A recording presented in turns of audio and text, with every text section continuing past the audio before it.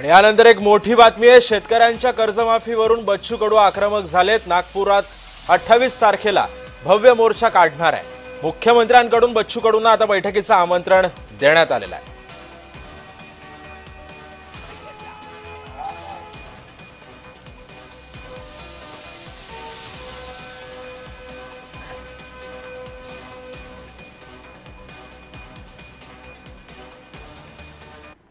सात आठ महिने सगळ्या शेतकऱ्यांनी मेहनत घेतली। मेंढपाळ असेल, दिव्यांग असेल, सगळ्यांनी मेहनत घेतलेली आहे। त्याचं फक्त बैठक घेतली आणि आम्ही करून मग पाहू येणं काही होणार नाही। जेथपर्यंत निर्णय नाही तोपर्यंत आंदोलन थांबणे नाही।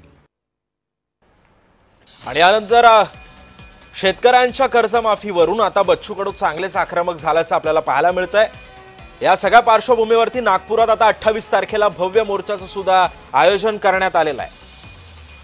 मुख्यमंत्र्यांकडून आता बच्चू कडूंना सुद्धा बैठकीचं निमंत्रण जे आहे ते देण्यात आलेलं आहे। बसून सर्व गोष्टींवरती चर्चा करू असं मुख्यमंत्र्यांकडून सांगण्यात येत आहे।